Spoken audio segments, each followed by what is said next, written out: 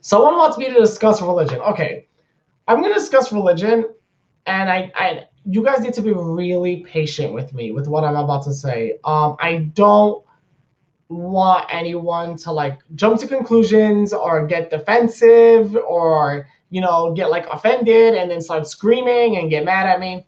So let me tell you guys some information.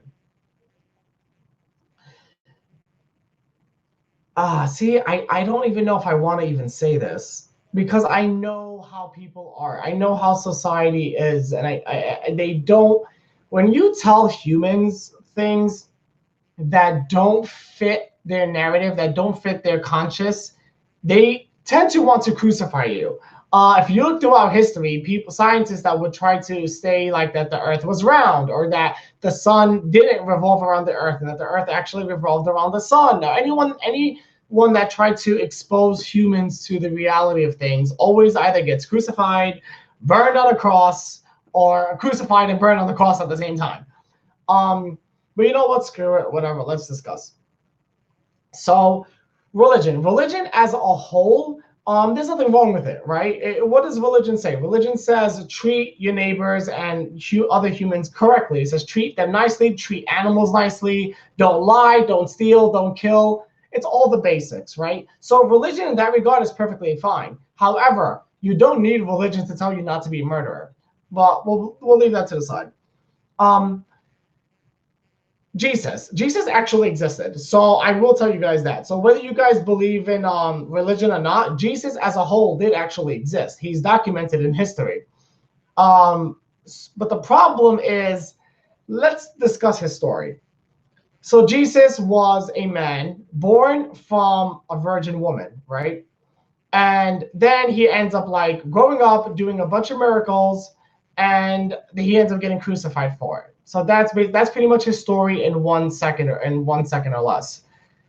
If you read ancient Egyptian religion and you read into Osiris and the ancient Egyptian religions, literally in their religion, there was a prophet that was born from a woman who was a virgin. And he grows up and he does miracles. He cures the blind. He like brings food from the sky. And eventually society doesn't agree with him and they think he's a false prophet and they actually crucify him. So ancient Egyptian religion has the exact same story as Jesus. And Jesus was born in the summer. He wasn't born in the winter because if you actually read religious textbooks, it says that when Mary was giving birth to Jesus, she was eating ripe dates. And Jesus was born in a country called Palestine, and ripe dates are only ripe in the summer. So Jesus was never actually born in Christmas anyway. I mean, during the winter anyway. But and if you look at ancient Egyptian religion, their messenger, their prophet that got crucified, okay, was also born in the summer. So the stories are extremely similar. So the question is, did religion just slowly not steal, but like, escort information from their ancestors and just regurgitate it? Like, is that what's going on? It's very intriguing. Also, here's another question. If you actually look through religion, the majority of the prophets or the messengers, so whether it's Moses, whether it's Jesus, whether it's Abraham, Noah, Muhammad, etc., what do you see? What is the one similarity that they all have?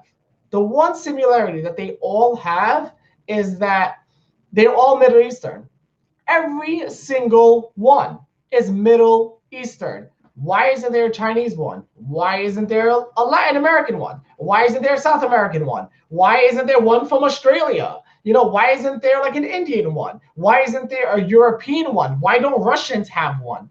If they're all based in the Middle East. And does no one seem to question that? Like, does no one find that odd that they're all there? So I feel like people need to ask themselves these questions. Another thing that you guys may want to ask yourself is the story of Satan, right? So to answer Satan's story in like 10 seconds or less, God creates Satan. God created demons, right? We'll call them demons for the sake of it. Demons are like humans where they have free will. So demons can choose to be evil or good. Ignore the name demons. Demons isn't actually the name of their species, but let's just call them demons because that's the only way you guys are going to understand it. So God creates them and they have free will. They can do whatever they want. one of the demons, who's Satan, okay, ends up becoming a very, very good and loyal subject to God. He becomes so good that God tells Satan that you can rule over all of the other demons, which he does. Then after X amount of hundreds of years, because demons can live thousands of years, way longer than humans, what ends up happening is Satan becomes so loyal to God.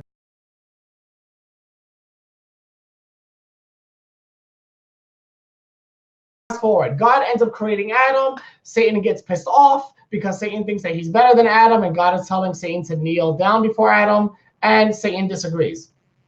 Here's the part that I never understood, and no religious scripture answers this, and that is when God kicked Satan out of heaven, right? How did Satan come back in to tempt Adam and Eve to eat from the tree? Wasn't he kicked out? How the heck did he come back in? Does no one see that issue in the story?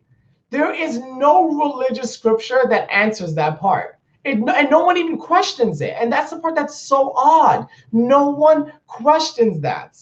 Like, no one thinks to themselves, wait, how did he get back in? And no, Islam doesn't actually either. I would know. My family is, half of my family literally is Muslim. And I've read every religious scripture known existence, even ones that you guys don't even have access to. So it's very, very odd. Okay, let me start answering some questions. Thoughts on the protests in France?